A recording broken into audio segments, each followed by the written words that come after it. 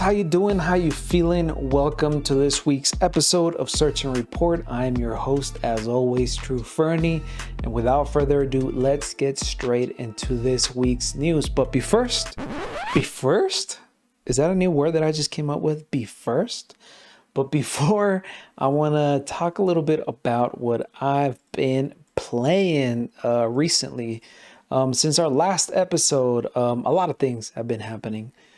Specifically in the gaming world. So I do want to get more of the quick stuff out of the way before we even start. What I've been playing my backlog, man. I needed to get it out of the way. You know, I'm really like pummeling through everything right now. I beat Splatoon 2 recently. The story, great game. Love that game.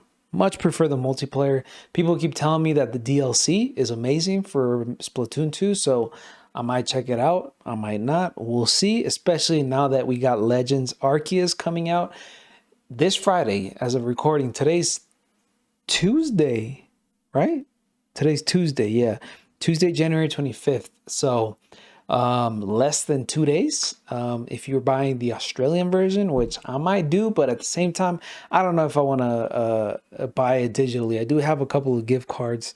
But I don't know if I should save it for something else. But yeah, beat Splatoon 2. I beat Bayonetta 2. 10 out of 10 game, man. I may be exaggerating, of course. It is basically a lot of the mechanics of the game didn't change a lot from the first one. They're pretty much the same battle mechanics, even controls. I think to a certain degree they're pretty much the same. But it does look a little bit nicer. I'm not too sure about it running smoother than the first one. But at least the textures do look better and everything just looks a lot more fluid, a lot nicer to look at. And the cutscenes are like just amazing. They're like, seriously, man, Platinum Games does magic with the Switch as far as like, cutscenes, as far as like environments, just everything, effects. It's just amazing what Platinum Games look like on a handheld device, specifically Bayonetta 2. I'm just impressed. But even again with Astral Chain, that is one of my favorite games on the Switch, and it's incredible the amount of detail and graphical fidelity that they can put into this little thing. And as well, we did get on January 20th the addition of Banjo-Kazooie, one of my favorite 3D platformers growing up. 3D platformers, sorry, growing up. I played that game like nonstop. As I played it alongside Ocarina of Time, Majora's Mask, and like Banjo-Kazooie were on my rotation. It was just those three games constantly, including Smash Bros. So it's amazing trying to, go back into that game and just really appreciating it now with I don't want to say more developed brain because I'm still pretty dumb, bro. But just like looking at it from a different perspective, having played with so many 3D platforms since then, just really appreciating the work that Rare did with the technology they had at the time. And especially with a genre so new, such as 3D platformers, like they did magic with Banjo-Kazooie. And honestly, man, if you're a fan of Mario, 3D Mario, you should definitely check out Banjo-Kazooie. Now that it's on NSO, I definitely recommend it. It runs smoothly in my opinion. I haven't done any like input delay tests because honestly, I just don't notice those things. I don't speedrun these games, but at the same time, like I feel it looks pretty all right on the game and on the service, and it plays really well. And as well, I've been playing Fire Emblem Three Houses for the past month and a half now. I'm like 12 hours into it. I'm really enjoying it. I'm not a big strategy, gamer, but I'm enjoying the game. It's pretty interesting. The story's pretty lackluster so far. Like a lot of the stuff feels very uneventful, and it's kind of dragging a little bit. A lot of the stuff just feels like, kind of repetitive as far as like story goes. But I am enjoying it. I did see that the game takes like around 45 hours to beat.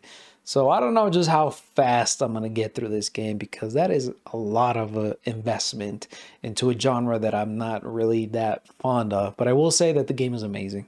Like I'm not talking bad and talking down on the game. It is a great game. It's amazing. Graphics aren't the best. It's the first, like, not the first, but it's one of the, like, the major Fire Emblem releases, at least here in the West. So they did put a lot of work into at least the gameplay mechanics, the battle mechanics, and just like the rotation of the actual gameplay. So I'll give him that. It's amazing in that essence. It's a fun game to, like, get in there and, like, play 30 minutes of it and get a battle in or so. But yeah, that's what I've been playing over the past 2 weeks, 3 weeks so far. But this Friday, man, Legends Arceus. But before I get into that, we'll talk about that a little bit more. The biggest news, without a doubt, over the past 2 weeks is Microsoft acquiring Activision-Blizzard, and people keep on forgetting about King. They've also trying to acquire, they are acquiring these three companies, but the news around it has been, it's very chaotic. Like, the news came out of nowhere. Phil Spencer just dropped this news out of nowhere, just on a Tuesday morning. I think it was like literally Tuesday or Monday, and he was like, "Hey, we're buying Activision Blizzard, King, for $68 billion. That is the biggest acquisition by Microsoft and the biggest acquisition of history of gaming. That is a lot of money, man. That is crazy amounts of money.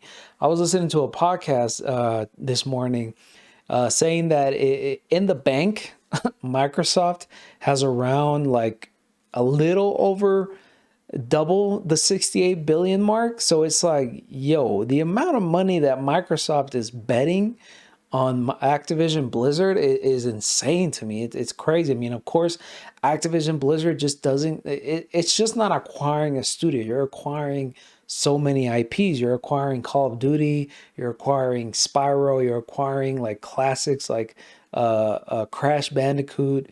Like, it's just so much stuff that you're acquiring, and that's where the real value lies as far as Activision Blizzard. Of course, there's been, rumors saying that Activision, they've been in some very, very hot water recently with the allegations about employee harassment, sexual harassment, I apologize, towards its employees, employees just being threatened, with losing their jobs, and just honestly, just a very toxic work environment. So people have been saying that this is one of the outcomes of that, Activision wanting to be bought by someone else, looking for the buyout so they can get, basically clean their hands off of this mess that they created, and especially Bobby Kotick. I'm not going to focus too much on that.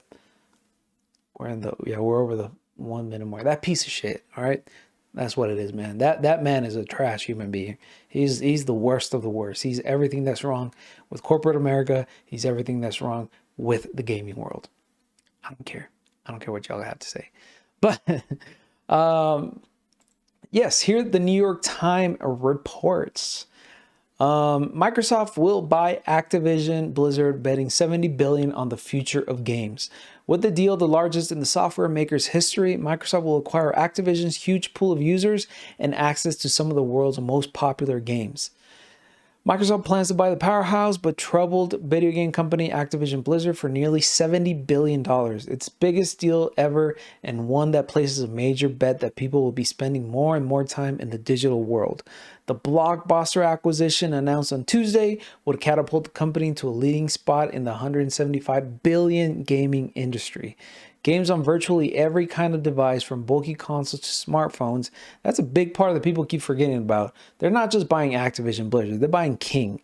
Like, from one day to the other, Microsoft's mobile presence went from nothing to, like, owning one of the top mobile gaming companies in the world. Like, King owns Candy Crush.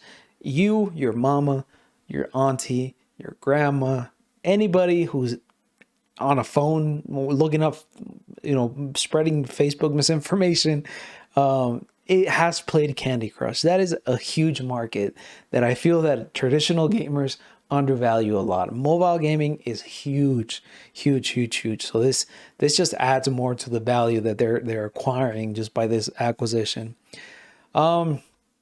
Technology companies are swarming around the industry looking for a bigger share of attention and money from the world's 3 billion gamers. In an industry driven by big franchises, Activision makes some of the most popular titles, including Call of Duty and Candy Crush. Yet the company has been roiled in recent months by an employee revolt over accusations of sexual harassment and discrimination.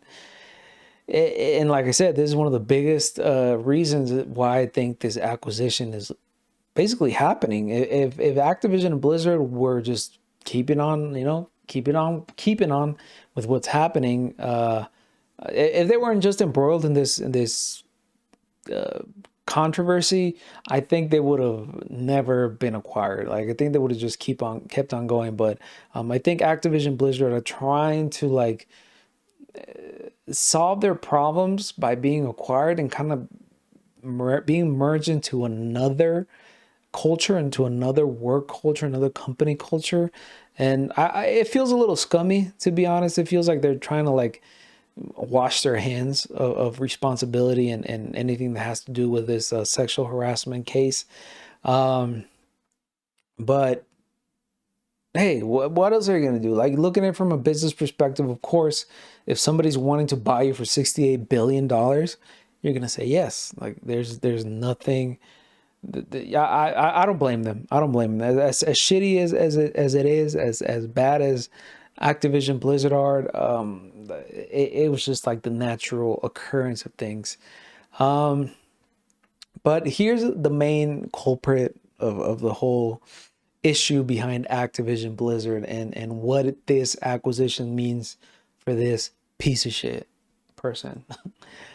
The transaction may be seen as a victory for Bobby Kotick, Activision's longtime chief executive, whom some critics had sought to force out over the controversy.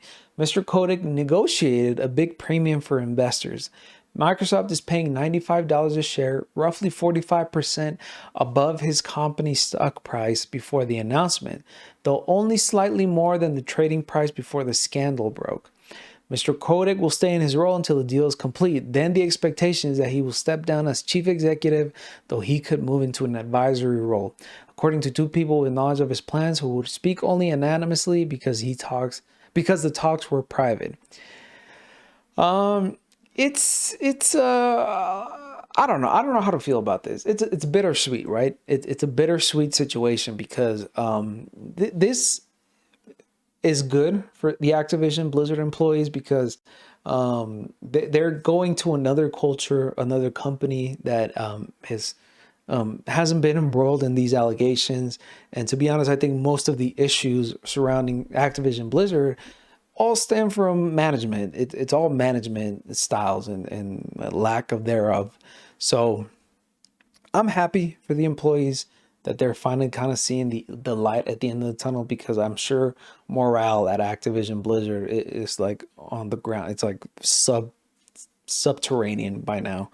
And honestly, like I'm hoping that Microsoft does the right thing and actually kicks out Bobby Kotick, because he is the root of all the issue.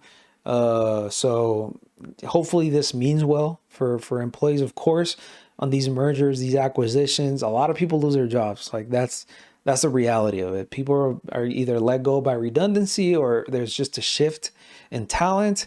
So that's where the bittersweetness kind of starts creeping its ugly head in, rearing its ugly head in. So on the other hand, I just don't like how Bobby Kotick is getting,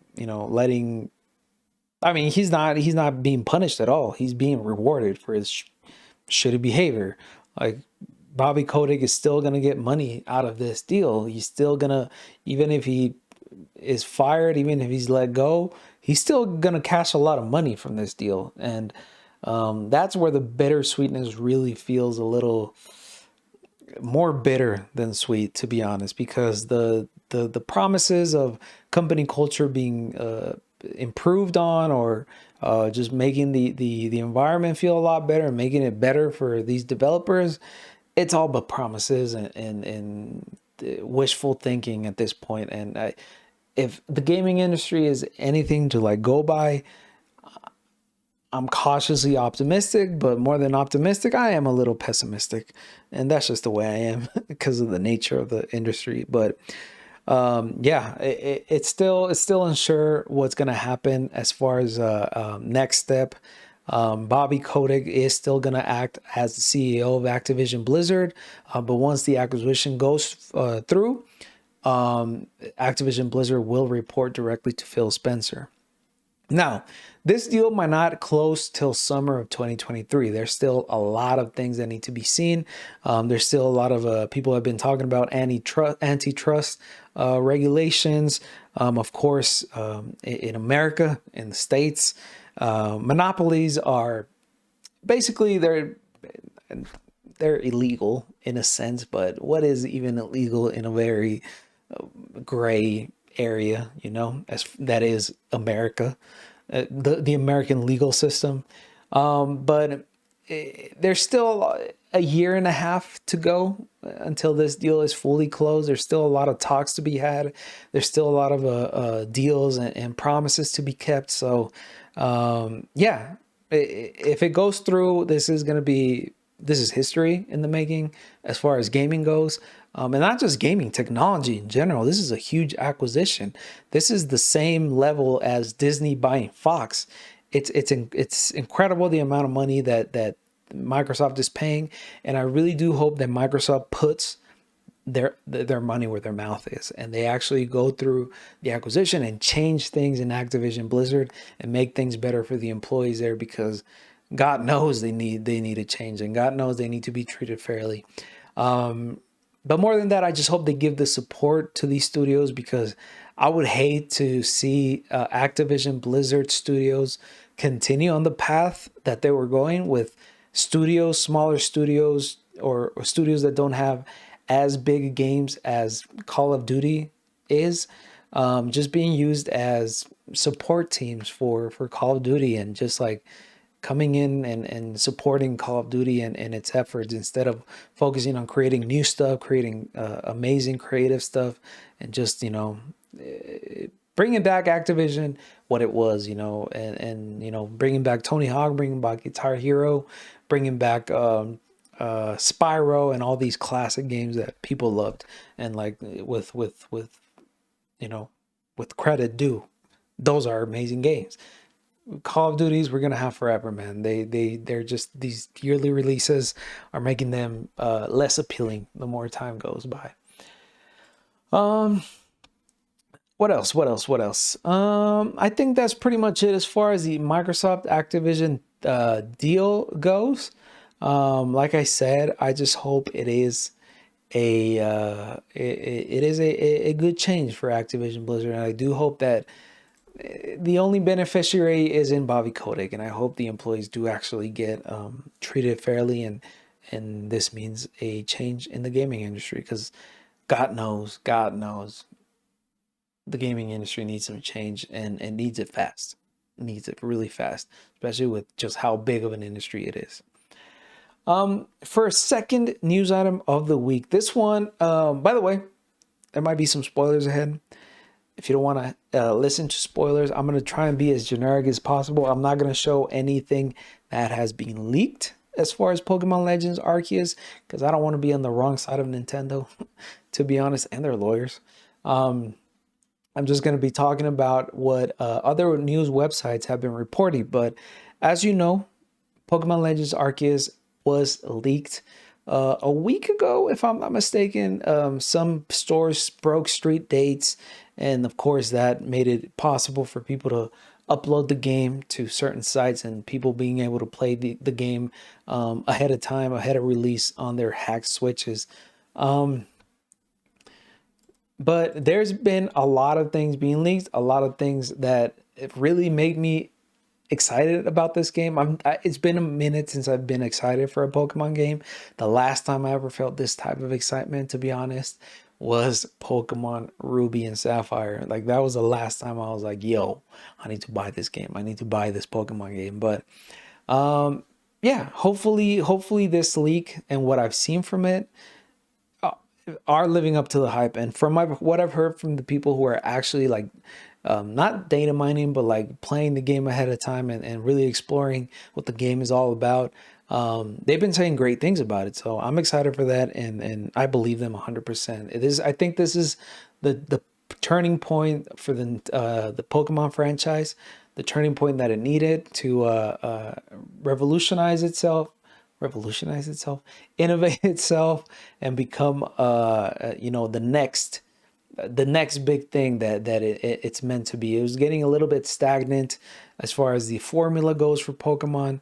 Of course, there's not a lot of the formula as far as like turn-based RPG battle system. That's still the same, but the way as far as like exploring goes, as far as this sort of stuff, it changed a lot, from what I read, it's adds so much to the franchise. So I'm very, very excited. Oop, that's not. I clicked the wrong scene. Okay, so I'm very, very excited for that. Pokemon Legends. Here, Polygon reports Pokemon Legends Arceus new forms leak, and people have strong Typhlosion opinions. New Pokemon and Pokemon forms plus other details. So it appears that Pokemon Legends Arceus has leaked ahead of its January 28th release date. Renders of new Pokemon and Pokemon forms have been circulating on social media Wednesday, including what seems to be the new game's full Pokédex and opening sequence. Nintendo seems to be taking down the leaks quickly, but the damage is already done. Images and video are everywhere. Some leakers are already data mining the game. Sorry about that. Whew. Damn, I gotta take a breather. Reports suggest the leaks are coming from physical versions of the game that were meant to be sold in retail stores. Warning, ahead of this, there's gonna be spoilers, okay? If you're already watching the video version, there's gonna be spoilers. So, the leaks are already trending on Twitter, and Pokemon fans, of course, have thoughts. The standout Pokemon looks to be the new Hisuian, can never say that word, form for Typhlosion, the final evolution for starter Cyndaquil. There are other two evolutions for the starters that have leaked too. Typhlosion looks really, really funny. He looks tired. He looks like he's zooted. He looks like he's high, but I love him, man. I think this is gonna be my starter. Cyndaquil is one of my favorite Pokemon, and honestly, he just looks adorable, man. I just love him, man. And this is not the only thing that was leaked. There's been also the starter evolutions, of course, some new Hisuian forms of Pokemon. I'm not gonna go too in depth as far as which Pokemon were leaked. If you want to check that stuff out, please feel free. If you just Google it, I'm sure you will find it, but I am not gonna be doing that, not at all. Here Polygon continues to report, unfortunately for Nintendo and the Pokemon Company, leaks like this have been increasingly common for new releases in the series. Photos of a Pokemon Sword and Shield strategy guide were posted online ahead of that game's 2019 release date, and the Pokemon Company sued and settled with those leakers. Nintendo also blacklisted a Portuguese website after it leaked Sword and Shield details online. More recently, Pokemon Brilliant Diamond and Shining Pearl leaked early in 2021. Last week, the Pokemon Company published an in-depth gameplay preview showing off certain parts of Pokemon Legends Arceus, although the company was careful to keep plenty under wraps.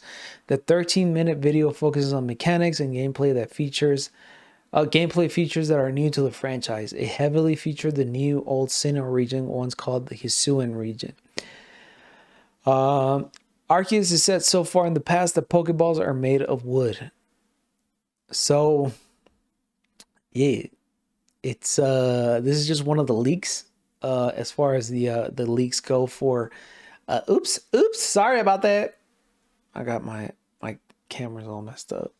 So yeah, if you're on the internet, watch out. If you're listening to this, I'm sorry if I already leaked something, but I'm sure you're listening to the audio version of this.